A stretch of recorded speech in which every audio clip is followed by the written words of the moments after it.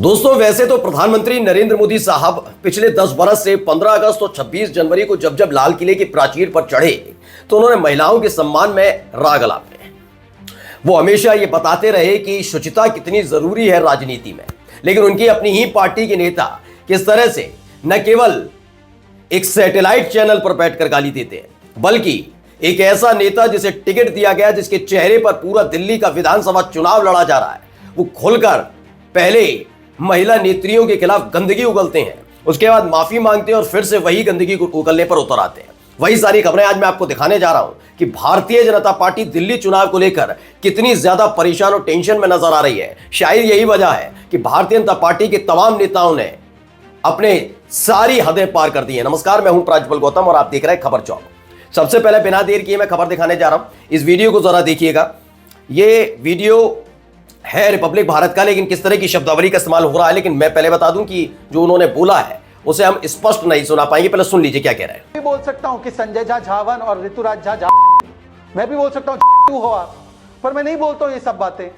तो ये है शहजाद पूनावाला। वैसे आपको बता दूं कि राजनीति में भाई सबके चेंज हो, तो गौरव वल्लभ को देख लीजिए, अलग अलग बहुत नेता हैं जो एक पार्टी को छोड़कर दूसरी पार्टी में जाते हैं और जिस पार्टी में रहते हुए दूसरी पार्टी को वो अंट सुना रहे होते हैं, आलोचना कर रहे होते हैं, फिर अचानक से वही पार्टी इतनी प्यारी लगने लगती है कि जिस पार्टी में कई सालों तक रहे वही पार्टी बुरी लगने लगती है और उसके पर्दे खोलने की कोशिश करते हैं। लेकिन जब हदें पार हो जाए तो कुछ ऐसे हो जाते हैं। शहजाद पूनावाला है, यकीनन इनके कोई फैक्ट तो है नहीं, ये दूसरे संबित पात्रा बनने की कोशिश कर रहे हैं। यकीन मानिए बीजेपी में अब भी संबित पात्रा की कमी महसूस की जाती है, क्योंकि एक वक्त था जब प्रवक्ता के तौर पर संबित पात्रा ने एक मानक स्थापित कर दिया था कि कैसे टीवी डिबेट के दौरान कुछ भी बोला जाए, कैसा भी बोला जाए, वो चलता है। इस तरह की पूरी रणनीति के तहत काम किया। वही काम करने में हर एक बीजेपी का प्रवक्ता जुटा हुआ है। अब सोचिए, लाइव सैटेलाइट चैनल पर बैठकर शहजाद पूनावाला गाली गलौज करने लग जाते हैं, गालियां देने लग जाते हैं, खुलकर गाली दी जा रही है और ये सैटेलाइट चैनल पर बैठकर हो रहा है। ये इनका चाल चरित्र और चेहरा और इनकी पार्टी का चाल चरित्र और चेहरा है। लेकिन अकेले ये वाले नेताजी नहीं है, अभी कई और नेता दिखाने जा रहा हूं, जरा इनके भी बयान को सुनिए। तो आती सी गलियों में जैसे जंगल में हिरनी भागती फिरती है, ऐसे गलियों में भागती फिर रही है। तो इनको पहचान ही गए होंगे, ये है रमेश बिधूड़ी। एक वक्त में सांसद हुआ करते थे। संसद के अंदर जो नई वाली इमारत बनी है ना, उसी संसद में पहले ही सत्र चल रहा था और उसी सत्र में ये मोदी साहब की इतनी वाहवाही करने में जुट गए कि जब आलोचना हुई तो ये गंदगी उगलने लगे थे। याद है ना आपको, एक साथी सांसद जो दानिश अली थे बीएसपी के, वो बात अलग है, बीएसपी झेल नहीं पाई। वो समझ गई कि बीजेपी अगर नाराज हो गई तो बीएसपी को नुकसान हो सकता है, तो इसीलिए उन्होंने दानिश अली को निकाल दिया पार्टी से, पार्टी विरोधी गतिविधियों के चलते। खैर, इन सब के इधर अभी क्या हुआ, दानिश अली को गाली देने के बाद समझ में आ गया था कि इस इंसान पर भारतीय जनता पार्टी पूरा भरोसा जताएगी। राजस्थान में जब विधानसभा का चुनाव पिछले साल हुआ, पिछले साल, उस समय भी इनको भेजा गया था प्रभारी बनाकर, वहां पर भी ये क्या क्या कर रहे थे सबको देखा। अब ये आजकल क्या है कि दिल्ली विधानसभा चुनाव में टिकट दी गई है और तब से ये इसी तरह की शब्दावली का इस्तेमाल कर रहे हैं, खास तौर पर किसके लिए, एक महिला मुख्यमंत्री के लिए। दिल्ली की महिला मुख्यमंत्री अतिशी के खिलाफ इन्हें मैदान में उतारा गया है और ये ऐसी ही शब्दावली का इस्तेमाल कर रहे हैं, हिरनी जैसी, ये वो। सोचिए, और वैसे भी इनसे कोई उम्मीद वो तो ही नहीं, जब इनकी पार्टी के मुखिया जिनके चेहरे पर ये चुनाव लड़ते हैं, वो सुनंदा पुष्कर जैसे महिला के लिए, महिलाएं सुनंदा पुष्कर वो नहीं रही अब, उनके लिए शशि तरूर पर निशाना साधने के लिए 50 करोड़ की गर्लफ्रेंड जैसे शब्द का इस्तेमाल करें, कांग्रेस की विधवा जैसे शब्द का इस्तेमाल करें, तो क्या उम्मीद की जाएगी नेताओं से? तो ये वही काम कर रहे हैं। सोचिए, क्या ये, मैं बस एक सवाल पूछता हूं, जरूर पर्सनल है, लेकिन बताइए, क्या ये अपने परिवार में अपनी महिलाओं के लिए इस तरह के शब्द बोल पाएंगे या सुन पाएंगे? या आप एक महिला के लिए वहां पर खड़े होकर कह रहे हैं अतिशी के लिए हिरनी जैसी घूम रही हैं? सोचिए, क्योंकि इनके पास है ही नहीं एजेंडा। जिसके पास नहीं होता ना, जिसको पता ही नहीं होता कि हमने क्या क्या काम किया है, तो वो इसी तरह से गंदगी उगलने का काम करते हैं। खैर, एक और तस्वीर, एक और खबर है इनकी, आपको याद ही होगा। इससे पहले इन्होंने अतिशी के लिए कहा था कि बाप बदल लिया। मैं बता रहा हूं ना, इनकी शब्दावली यही है। फिर प्रधानमंत्री नरेंद्र मोदी साहब क्या कहते हैं, महिलाओं के सम्मान में बीजेपी मैदान में, बेटी बचाओ बेटी पढ़ाओ, पता नहीं क्या क्या। ये इनकी पार्टी का असली चरित्र है, जो महिलाओं के लिए शब्दावली का इस्तेमाल किया जाता है। वो मैं नहीं कह रहा हूं, अभी आपको सुनवाऊंगा।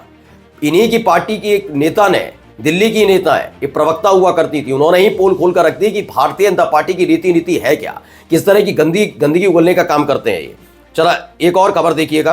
देखिए, ये वाला भी वीडियो आपको याद होगा, इसमें भी कह दिया था इन्होंने कि भाई प्रियंका गांधी गालों जैसा बना दूं। वो बात अलग है कि इसके बाद माफी मांगी थी।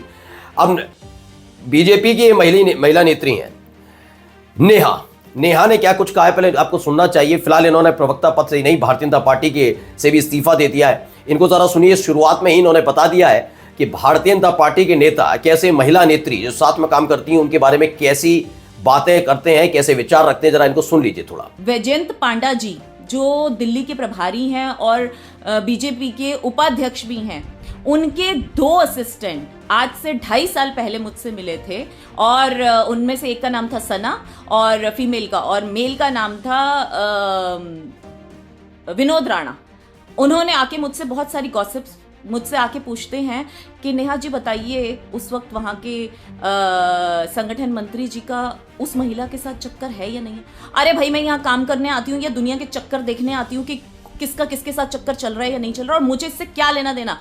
तो नेहा शालिनी दुआ दत्ता है, उन्होंने ही ये खुद ही अपना ट्वीट किया वीडियो और लिखा है, I resign for BJP, I don't be a part of that party where women get insulted in many forms.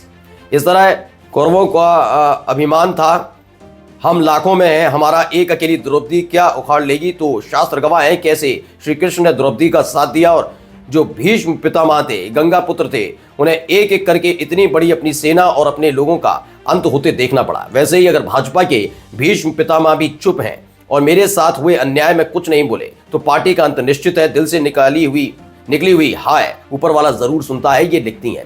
इन्होंने बताया कि किस तरीके से जो पांडियन साहब हैं उनके जो करीबी हैं वो सारे के सारे कैसी महिलाओं के बारे में बात करते थे कि गॉसिप करनी है, किसका किसके साथ चक्कर है। इस तरह की शब्दावली का मैं नहीं कह रहा हूँ, ये बीजेपी के नेता वो खुद बता रहे हैं। कुल मिलाकर आप समझ रहे हैं किस तरह की राजनीति है, जहाँ एक तरफ गाली गलौज भी ये खुलकर करते हैं टीवी पर बैठ के, ये महिलाओं के लिए गंदगी उगलते हैं और अपनी ही पार्टी की महिलाओं के साथ कैसा व्यवहार करते हैं कि आखिरकार महिलाओं को एक एक करके बीजेपी छोड़नी पड़ती है। नमस्कार।